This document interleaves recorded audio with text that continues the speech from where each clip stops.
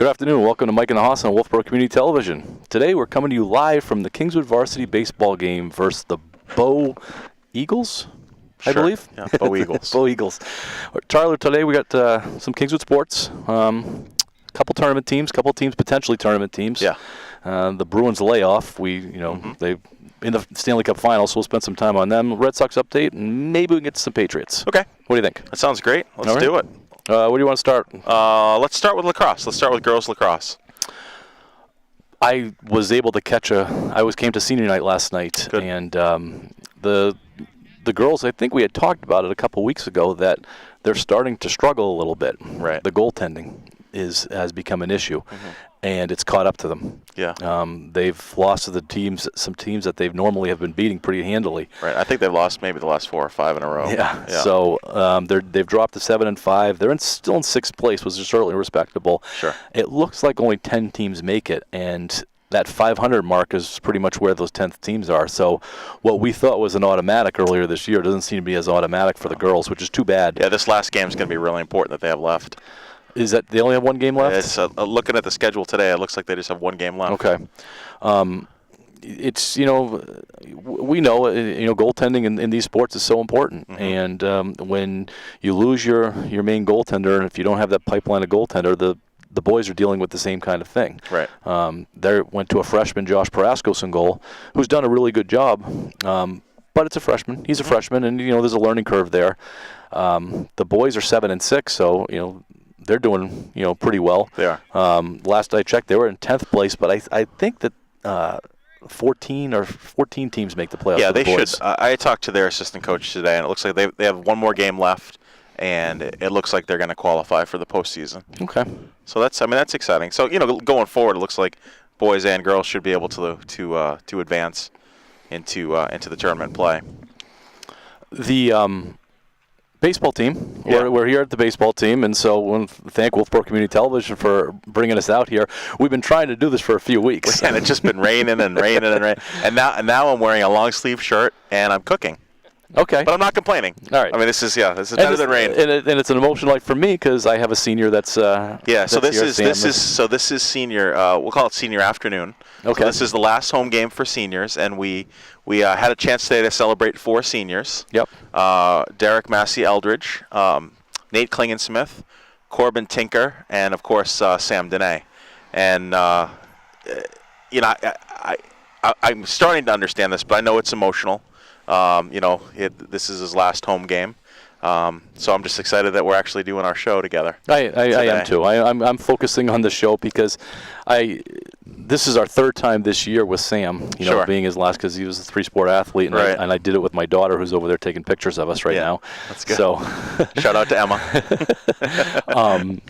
It's emotional. You go, for Sam and I, and for any of these other parents that have been with these kids, Yes. that you're with them from the time in baseball, for instance, since Right. he was 4 years old. Yeah. We were T-ball and everything like that, and then you've been coaching him every year, and I obviously been part of the coaching, tree with him. Right. And you get down to the end, and it's not the end. I mean, we're going to be playing some senior Babe Ruth, and we're going to be doing some other things too. But it's, for many kids, most kids, right. high school's the pinnacle. This is it. High school is where it's at, and he's hoping to do some stuff in college too. But high school is where the kids look to playing, and they get excited about playing, and they spend 4 years in the program. Right. 2 years if you include the middle school. So this is 6 years in the program, playing on these fields. So it is emotional for him.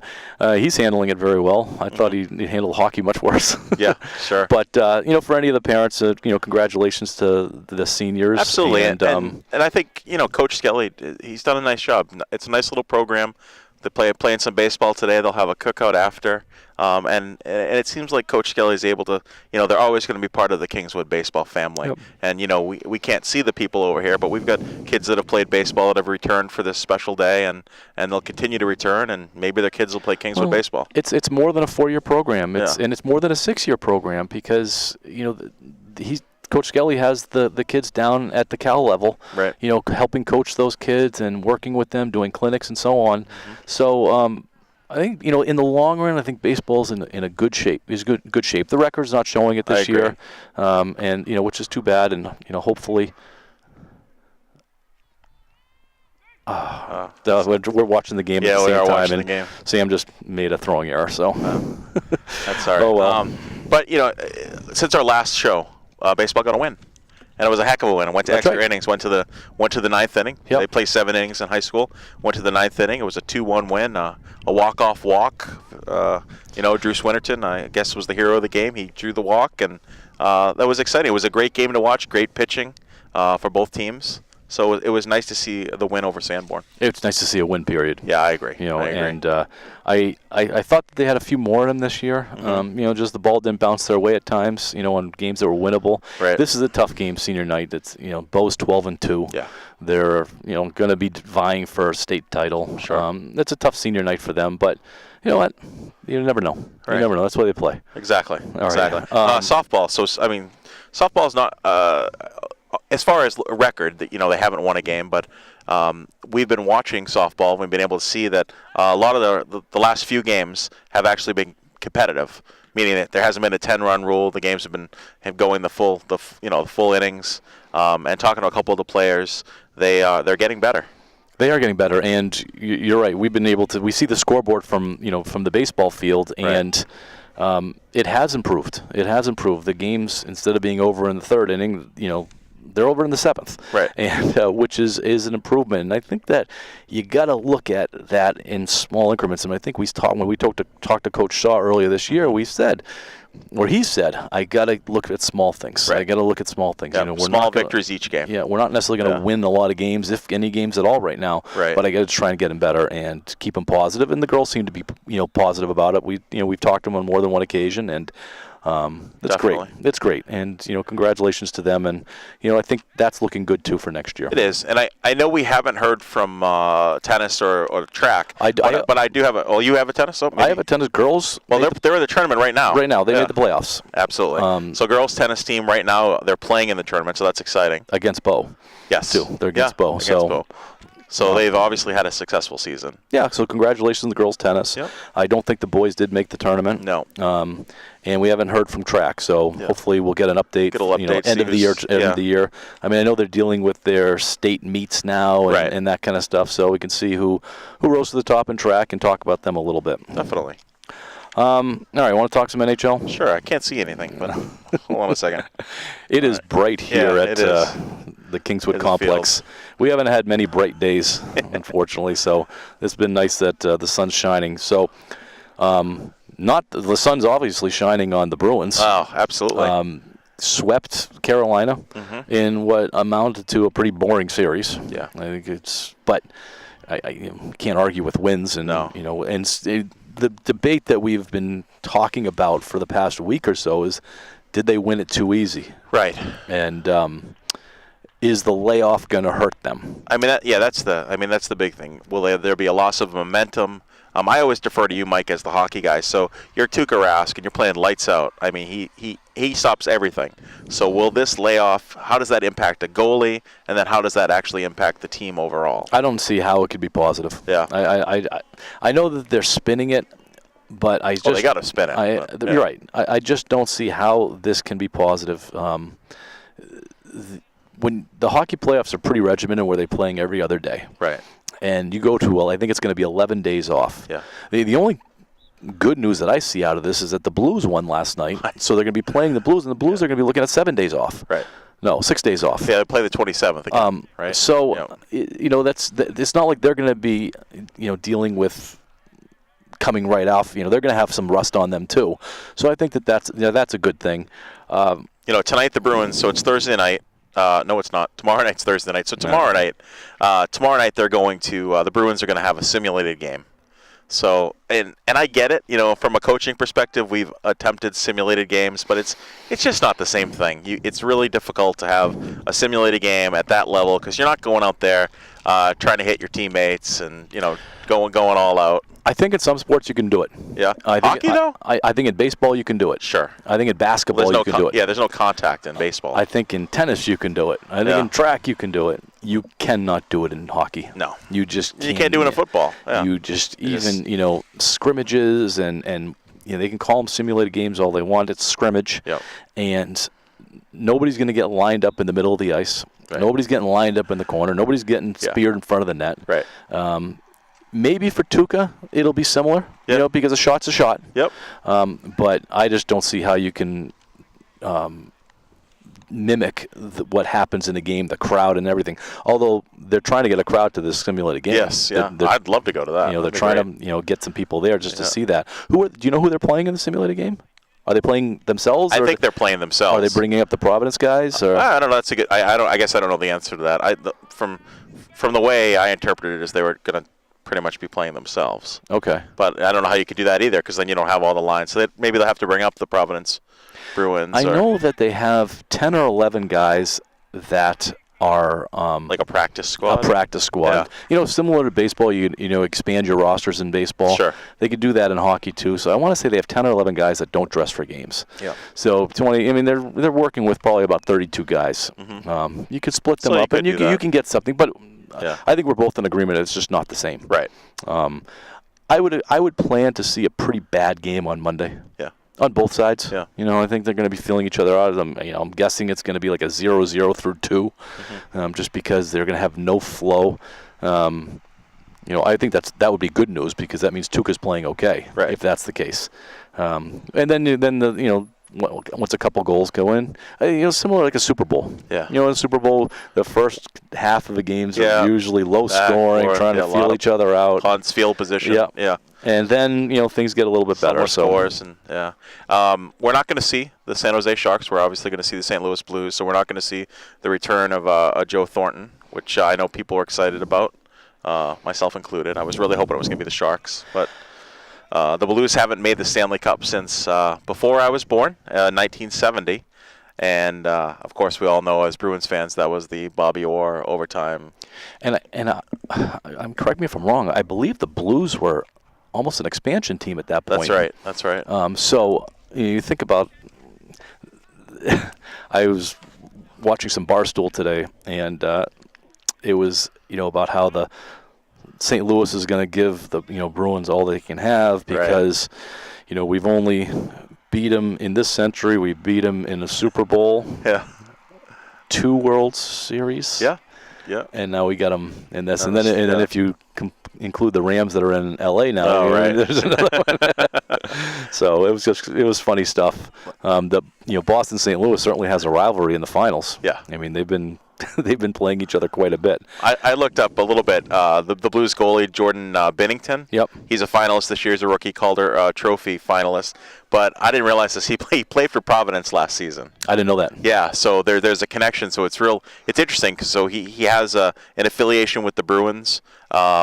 And then of course for the Bruins we have David Bacchus. Yep. And he was a 10-year guy. Yeah, 10-year guy, and he was captain for 5 years for. Yep.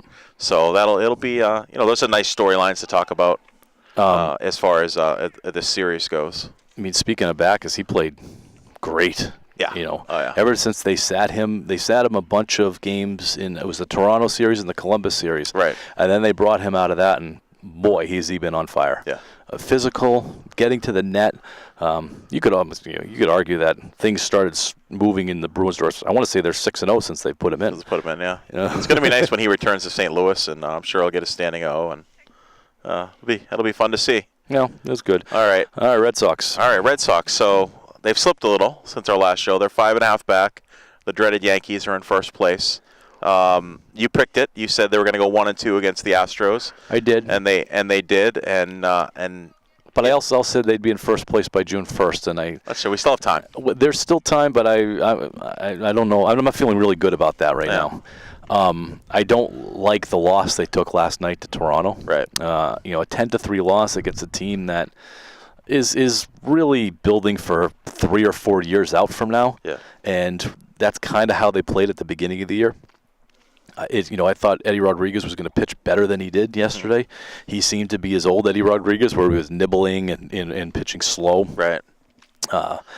The bats in Toronto, they were all all over the place on Monday. They were hitting very well, and then they quieted down yesterday. And I know that Stroman's a good pitcher, but the Bruins, those are the teams the Bruins need to clean up on. Oh, the Red Sox. The Red Sox need to clean up on. I don't know if the Bruins could beat the Blue Jays in baseball. I think they should be able to.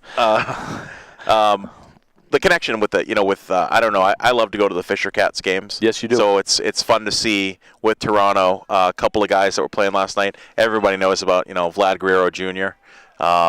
And the other guy, Rowdy Tellez. Rowdy, the only reason why I knew Rowdy Tellez, and he DH'd last night, he had 2 home runs, 5 RBIs. He lit up the Red Sox. And I remember Rowdy because when my kid was younger, Rowdy actually interacted with him and gave him a baseball at a Fisher Cats game. And I had no idea at the time that this guy would be in the show someday. Because looking at him as a Fisher Cat, you just didn't really think whatever, he's a big guy, first baseman, whatever. He looks like everyone else. But we knew Vlad would be. Oh, Vlad we knew about, of course. And I went to a few Fisher Cats games, and I saw Vlad play, and what a big guy. Yeah. He doesn't look like the most athletic thing in the world. But man, is he. and he runs well. Yeah. He has a cannon for an arm, and he can hit the ball 500 feet. Yeah, and his legs are like this round. Yeah. It's nice to see that connection, and those guys that play in Manchester. He didn't play Monday, if I'm correct, right? And Vlad didn't play for that. What was that? That was Victoria Day in Canada. Yes. And people were pretty upset because they had a huge crowd there. It was a day game. Yeah. And they came to see him. Yeah. Because right now he is their draw. He is, yeah, absolutely. And it was some sort of a management issue that they wanted to keep him out. He did not play. The fans were upset. But it was exciting to see. And then about the farm system, you've got Biggio in the farm system, you've got Bichette in the farm system. So you have all these ex-major league players in the Toronto farm system, which is, I would dare say Toronto's farm system is one of the top in the game. And the Red Sox are considered the worst farm system in the game. But when Theo was here, he believed in the farm system, building through the farm system. Right. Whereas Dombrowski is go out and get the best player you can, no matter what. And he doesn't believe in building through the farm system. And it's showing. It's showing. Now, you can't argue with Dombrowski's results at this point because he's got a title. Of course. But he also had a last place year the year before. Right. So I think the long-term approach is going to be interesting to see what happens with the Red Sox, because you can't make it long-term with just signing free agents all the time. Right. And they're going to be losing their free agents. Mookie's going to be coming up in a year or two. Yeah. Benintendi's got a couple more years. JBJ is going to be coming up in a year or two. We should probably talk about him. I don't know if they want to sign him. Bogart's extended. Yeah. So he's around for a little while. Yeah. Devers they get some time on Devers. Martinez is coming up after this year. Yeah. He has an opt-out. So they got some decisions to make, and do they need to – I was looking at their farm system, and they have one guy that's considered like a top 15 prospect. Okay. They got him in the 12th round. I forget his name, but here's a question for you, Charlie. They have one guy that's considered a prospect. Mm-hmm. Is he tradable, or is he off limits because they have nobody there? Well, if you're Dombrowski, he's tradable. He's tradable, yeah. Yeah, that's just kind of how he operates. Which is scary for the future. It is. It is. Unless he's able to trade him for a player plus some picks. Yeah. In baseball, it's, unlike football where you're looking at college sports all the time, you don't follow. Yeah, you don't know where these kids are coming from necessarily. And when they get drafted and they go to the minor leagues, they're playing in Peoria somewhere. Yeah. And you don't know they're not on TV. We get to see the Toronto franchise just because they're in Manchester. Yeah, we can see Portland. We can see the Red Sox. Yeah, that's true. Yeah. Which, speaking of that, is Pedroia still? Is he on DL? Yeah, he's still. Sorry. Yeah, he is still on the DL. But they had talked about him coming back playing for AAA. Okay. So. Kind of see where he's at, and maybe I don't know. We talked about Pedroia at length, but I don't know if he may be on the roster, but I don't know if he's going to be necessarily coming back. Reminds me of back in 2007 with the Patriots, Troy Brown. Do you remember that? Yep. We were wondering all year long when he's going to get into the game, and he was on the roster, sure. And it was understood that he was not playing. Right. But they was giving him his final year, and I think that's similar what's going to happen with Pedroia. We got a little action over here at the baseball field. So we got an arrow going to score a run. Okay. This is great. This is. I know that Bo's a really good team, but I mean the score. I think we're gonna. We just scored. So it's 1-1. 1-1 now. 1-1 at the bottom of the second. So this is a really good game. Yeah, it was at first and second with one out, and they bunted, and I think that's Brian Wynn that's at first base at bunted. He's a fast kid, and they threw it away, and so it allowed the run to score. So good for Kingswood. All right, so Jackie Bradley Jr. Yes. What are your thoughts about him? So he was benched last week. Mm-hmm. He was given the day off, but it truly was he was benched because he's not hitting well. His average is well below 200. 150. Yep. So that's well below. That's well below. So he's not actually hitting his weight, probably. I'm guessing he weighs more than 150. Yes. Yeah. I don't know. He's such a good fielder. Yeah, the defense is there. And it's interesting because you look at all the pundits and they're like, oh, the defense is a facade. But no, it's not, because I've seen the highlights and he is a heck of a defender. The ball that he robbed, I think it was it Baltimore? Oh, yes. Was it in Baltimore? Yeah. He was 3.5 feet over the wall. Yeah. So, people could talk about, he's not really good. Yeah, he is. Yeah, he is probably one of the best center fielders in the game defensively. Yeah. But 150 isn't enough. No. I'm sorry. A major league baseball player, he is a liability offensively for them. I mean, right now he's hey, you know what? Come in the seventh as a defensive replacement once we got the lead, type of thing. And that's kind of where he's at. So, but the other thing is he's very streaky. I mean, most baseball players are streaky, but he is extremely streaky. Well, it was just a couple of years ago he had a 30-plus game hit streak. Yeah. Yeah, so and I guess the only way he can get out of a funk is to continue to get at bats. So, but it just can't be. Yeah, unfortunately, you don't want it to be detrimental to the team. It's tough. Hopefully he starts hitting. I like him. I like how he plays. I like how he swings the bat. I wish to see him make some more contact. Yeah. So I was listening to Alex Cora talk about one of the questions that was posed to Alex Cora was, so far this season, what do you think your biggest mistake has been? I don't know if you heard this. No, I didn't. So, and Alex Cora, thought for a minute, and he said actually, let me rephrase it. It wasn't the biggest mistake. What was your toughest decision that you had to make? Was it the Porcello game the other day? No, it was the Chris Sale, when Chris Sale had the opportunity to go for the record for strikeouts. Okay. And, Alex Cora he said it was really hard for me to do, but I had talked to Chris Sale and let him know, I'm pulling you out. It's just for the best for you so that we can have you pitching well into October. And so I kind of get that. Like they had a mindset as to this is our plan, this is what we're gonna do, and it's not about the records, it's about the team, it's about your health. Is it the game they lost? Did they end up losing? Well, they ended up losing. Remember, he had the immaculate seventh. Right. Yeah. So that was 162 games. You got to look at it as a marathon. Yeah. And the coaches that do that end up being better, and I think Cora did a nice job with that last year. I agree. He got everybody into the lineup. He really does work everybody. Well, all right, got a little more action. So we got first and third. I'm looking at bases loaded. Oh, I do. I didn't see the guy hiding on second. So bases are loaded. We've got 2 outs. Bottom of the second. Who's coming up? Sam. Okay, Sam Dene is coming up to the plate. Let's do a little play-by-play. I think we're going to have to because I'm not going to be paying attention to what you say. Yeah, that's good. That's typically what happens all the time, Mike. But here we go. I'm going to put a disclaimer in it that Sam is injured. Yes. He is playing through a wrist injury that he got on Saturday. All right. But I think any other year, he probably wouldn't be playing. Right. So right now we have a mound visit by the Bo coach. Talked to his catcher. They're getting ready to go here. He grounded. Well, I thought he grounded out, but we came over here. They were still going, so he must have been called safe at first. I'm guessing. I kind of turned my back to the play. Sure. We'll see. All right, here comes first pitch. Get down. Ball's hit to center field. Oh, actually, nice almost catch. Nice catch. Almost a collision by the left fielder and center fielder. Okay. Caught by the left fielder at a nice play. All right, going into the third inning at 1-1. 1-1. It's a good game. Yes. All right. So, how much time we got left? We got about 4 minutes. Oh wow. Yeah. Patriots. Sure. Did it catch you by surprise that they extended Edelman? Maybe a little bit, but I always thought of Julian Edelman he's going to retire a Patriot. He means so much to the team, and more importantly, he means so much to Tom Brady. Do you think there's any chance that this was Brady who said, Oh, I want to give him some of my money? I agree. Yes, I mean, definitely. I think Tom Brady, and we've talked a little bit about this, he wants to be surrounded by the best players he can be, and for him to take a little bit of a pay cut to get the people that he wants to be able to throw the ball to, because he didn't have a lot last year. It's a pretty good contract that he got. I mean, it's $12 million guaranteed. Yeah. Which for a 33-year-old receiver, a slot receiver, at that. I mean, that's. So Edelman's he's gonna retire a Patriot.